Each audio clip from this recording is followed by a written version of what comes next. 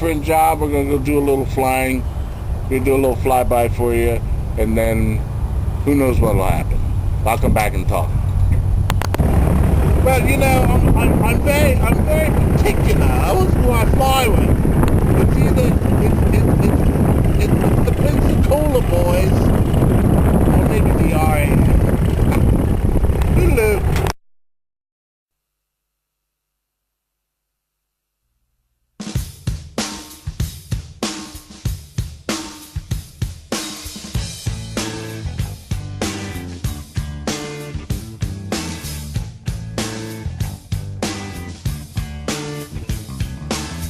Getting born in the state of Mississippi. Papa was a copper and the mama was a hippie.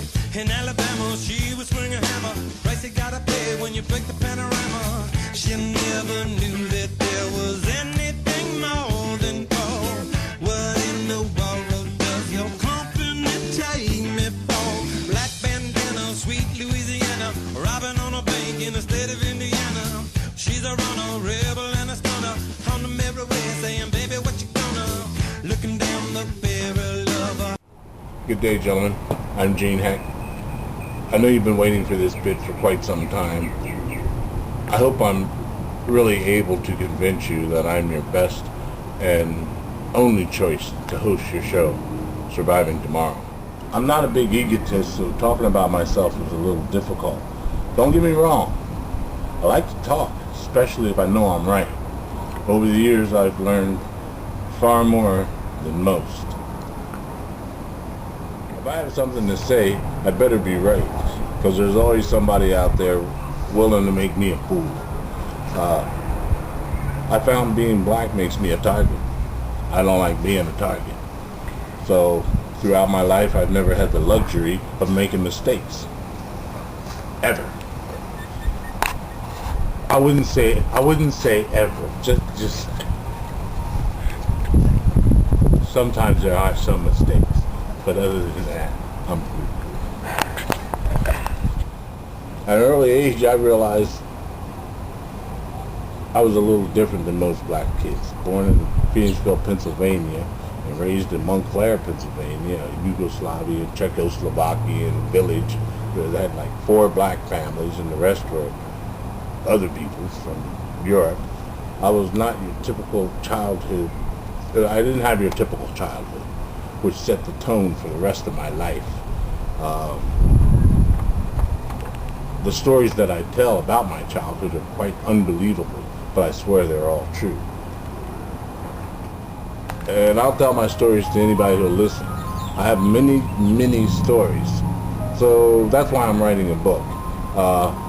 It's not so much an autobiography, but more or less a book for young people of this generation to realize that it's okay to dream. You have to dream.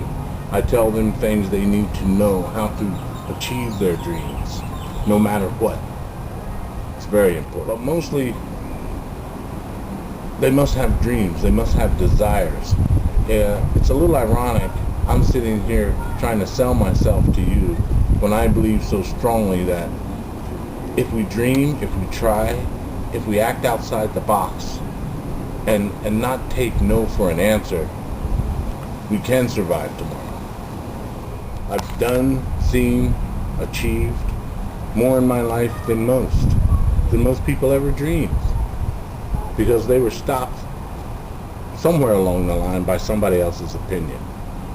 I've never let opinions deter me, my dreams, my will. Kids are our future, our tomorrow. We must let them be whatever it is they want to be. Just showing them there is more power and knowledge than there is gangs. You know, an A on their report card is the ultimate power. Being with their family, being as one with their family is an ultimate power. You know, kids are our future. Where they live, you know, who their parents are, the color of their skin, rich or poor. You know, having Harvard parents doesn't equal success. The smart succeed because they dream. My dream was in the water. I love the water. I became a diver at 12 years old. I was a commercial diver getting paid. It wasn't easy and it wasn't fun, but that was my dream. Until I realized one day I was just shark bait, alligator bait, clam bait, whatever. But that at the time, that was my dream. Now, 19, still wet behind the ears, I was drafted and woke up. I was in a country where everybody wanted to kill me. The only way I could survive was through my wits, and I survived by my abilities and my knowledge that I couldn't make a mistake. To make a mistake would mean that I would be dead. I would die. I wanted to get back home. Making a mistake would cost me my life.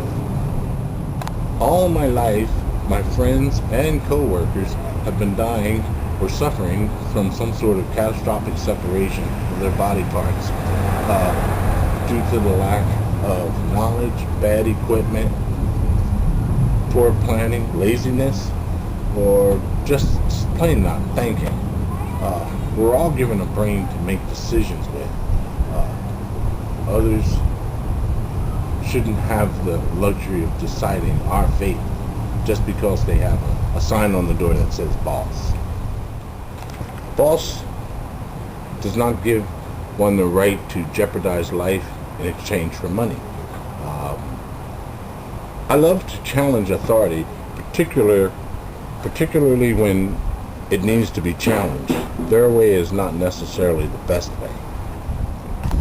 Of all my experiences, I've found that adversity is the best teacher. Adversity introduces you to yourself. Tomorrow is not a promised thing. Being prepared for adversity will help you achieve your tomorrow. It introduces you to yourself. A problem is only an opportunity in disguise. The adversities I've encountered make me believe in the 7 P's. Proper preparation prevents piss poor performance. These could be the new commandments. I don't believe in compliance. I don't believe in complacency.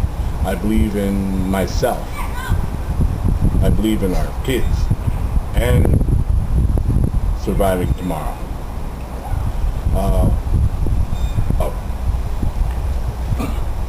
This is Magalicious.